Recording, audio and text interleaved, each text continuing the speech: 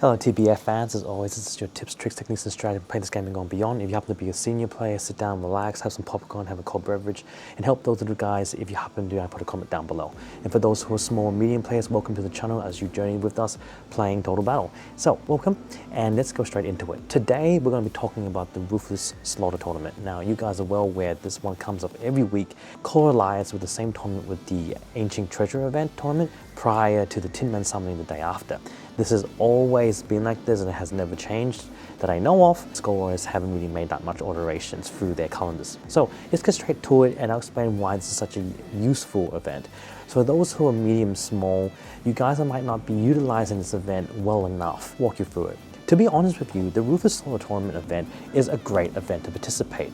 Unlike all the other ones where you walk in, the Ruthless Slaughter Tournament is actually a very handy event. In fact, this is the one event that comes out every week which allows you to experiment.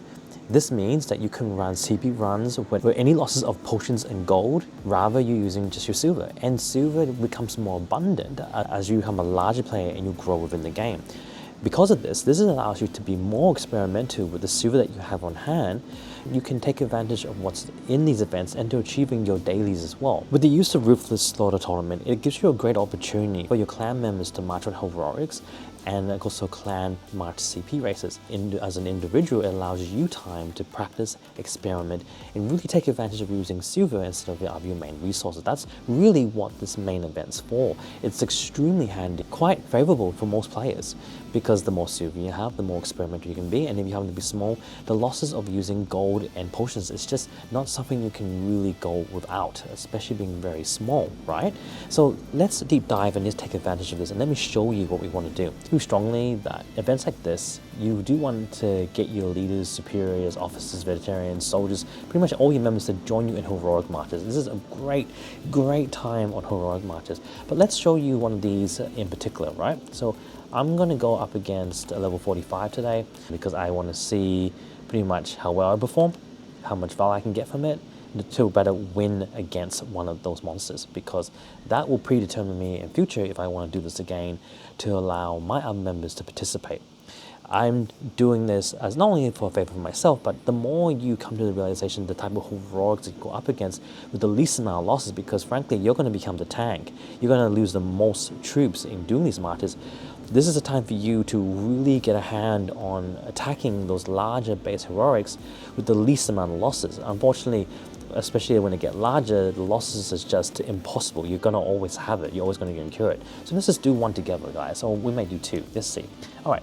So let's go into our telescope. We already have a heroic in mind. So let's look for getting ourselves some more tactiles, which is good for building structures. So let's go to it. Alright, so here's a quick read of it. So the Heroic Infernal Squad here, we can see he gives us 23 billion Valor, 115 scientific tactites, followed by 46 billion XP, and a Infernal chest, one chest for defeating it. He has 20 stacks in total, to about 20 stacks of monsters to fight against him, and we will be going up against this beast. Again, like I said before, if it's any time for you to go against heroics, it's during this event, but this is where everyone really truly plays on fighting against heroics, monsters on the map overall, and finding better ways of performing CP runs without the loss of our resources, right? That's really the whole idea, without losing resources or everything else. So let's get straight to it. Against this fiery horror, we want to go with our captain alignment. So I did this prior in advance.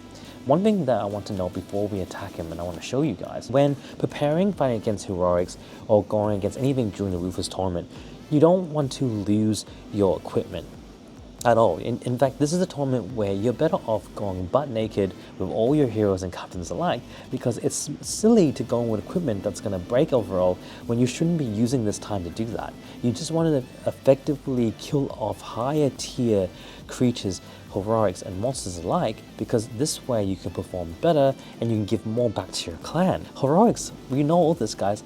By dribbling down the valor that's earned from heroic marches, your clan benefits as a whole and grows faster.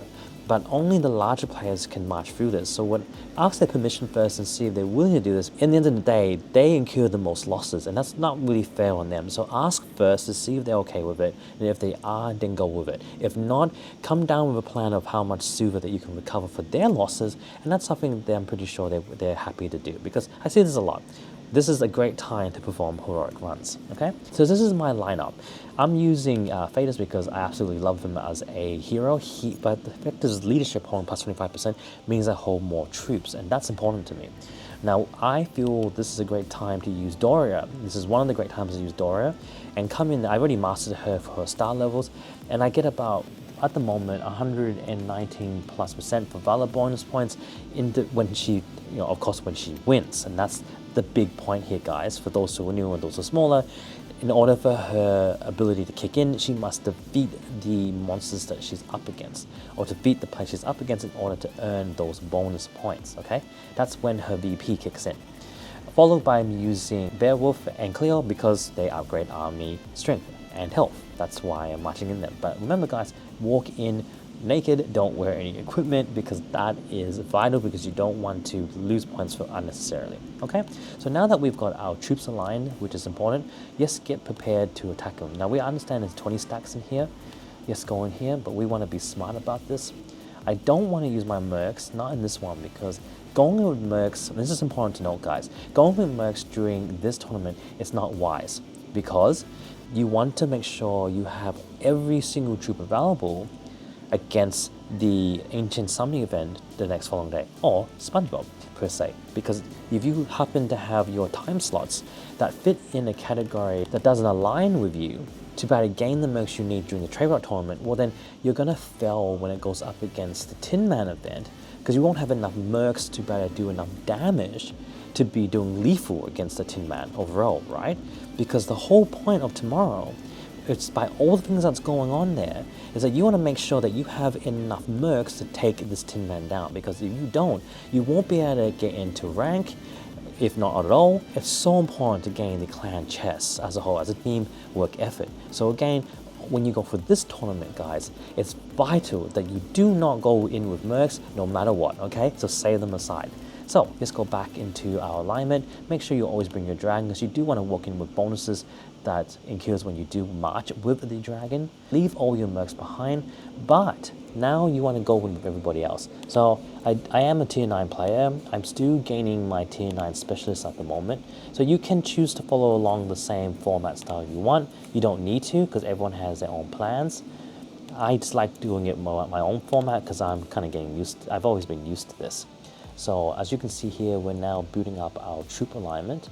Now I usually go in a rule of doubles and a stack of threes. You would have seen that in my previous videos. I won't go into detail. The idea is essentially that you want to keep doubling up as you reach to your lower tier, and then when you hit to a full stop, you can just stop building them at that point. So we'll go in here and we'll just go with 40. So our monsters are now aligned. And now we want to go in with our Corexes, our Royal Lions. I usually go about 1,500. Griffins, we're going to lower it down. So if you can see what I'm doing here, I'm kind of treating this heroic as if he's like an epic.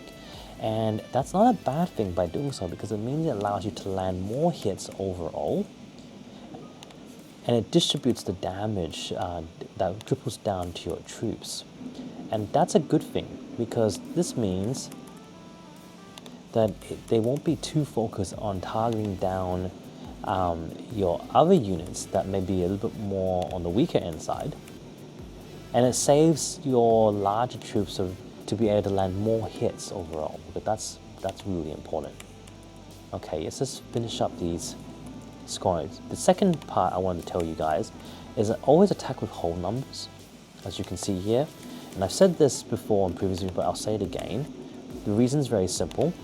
By having whole numbers, when you finally defeat an epic, or you die, or whatever the reason it may be, having uneven numbers, it basically, you know that you lose X amount of troops in the revival costs when they come back to you. So you want to make sure you want to walk in there with whole numbers, so then the loss of troops will lessen, because odd is better than even. In this game, odd's better than even. So whole numbers are more specifically here, you end up losing less troops than if you're going with even amount of troops. So always make sure you do that. Now that our troops are aligned, we can now start the march. Now you might notice I didn't do the bonuses here, but I don't really mind today, it's no big deal. You really should walk in with bonuses, because the more attributes that you have as a whole, that means it allows you to hit a lot harder, right? So I didn't realize the march time here, which is about 4 minutes. when you guys see this video, it's going to be sped up. So while we're marching, I'll just probably share a few pictures that we're dealing with during this 20 stack. I'll open a portal so this way it won't take that long to march back again, but we'll wait a little bit until the timer goes down. Always make sure that you figure out the distance when you're attacking epics overall. If it happens to be further than you really want it to be, just make sure that you put a portal next to it. And though this is not an epic, it's a heroic, and we're treating it like it's an epic, you still don't want to be marching this long each time you attack it, because most likely you're not going to be able to kill it in the first strike. Then you have to go several marches in order to kill it, right? So it's only smarter to make sure your portal is there. I would say it's good for you to march in first, especially as you're doing these experiments. No one else is suffering the same level because you're going to probably lose a fair bit before anything really kicks in, yeah? Alright, so we just attacked it. All our troops are dead. That was expected. Hi. Probably some of you are wondering right now why we're stopping this video. There actually was more attacks than actually expected against the heroic Infernal Squad. It took about a total of 6 total hits in order to defeat it. Just to save you the trouble and grief of seeing me redoing it over and over again, even though I'm saying the same troops, we're gonna fast pace and speed ahead so we can go straight into reports. Hope you guys enjoyed this very quick montage.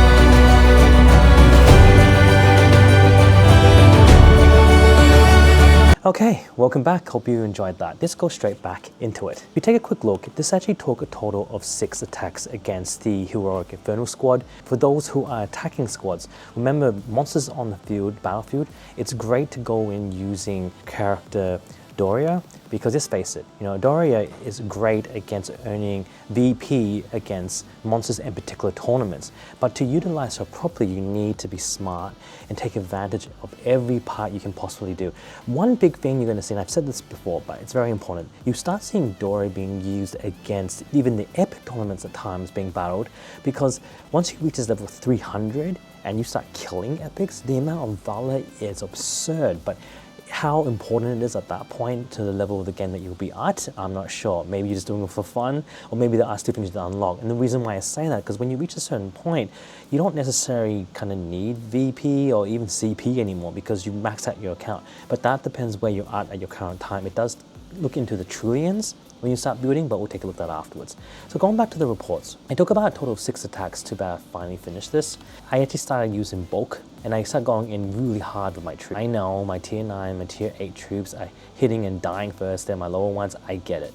But when you play as long as I have, when you reach to a certain point, the losses are not that great. It's totally okay, and you're only spending silver anyway during the slaughter tournament to recover it. The main goal is to effectively hit hard, so then you gain heaps of valor and points. And this is also why important, because you have to remember, with Doria on your side, and when you win, especially when you win, you better gain the max amount of VP that you're supposed to gain and the outcome of the battle. If you lose, her ability does not stack, and you end up losing points overall. So that ends up becoming a loss and not a win. So against the Infernal Fiery Horror, battling against this, it did take a total of 6 attacks. It's only during the last attack assault that we actually gained any real points. Overall, we did gain the total summon points of, I did end up getting a little bit more extra than this, about 26 billion all up, because with Doria inside, I actually gained additional valor than the actual valor points here. So having her is essential. Maybe not at the start, that was not a good idea, but in the end victory, that boost gives you that little extra that you need. Now you might go to yourself, why would you attack this beast when you earn so little against it? Because when you face against epics, especially when you reach the count that I am, or even any counts that you guys attack with other heroics, you gain more valor attacking those epics than going against heroics. Why, you might ask? A very, very simple goal. The end goal for you in the end of the day, yes, is to attack these and you can earn clan resources and chests and so forth, which is great, which is not a lot, but you still get one of them. But the main purpose is that when you tend to attack heroics, especially during things like this, or even CP runs, what's the main goal of it?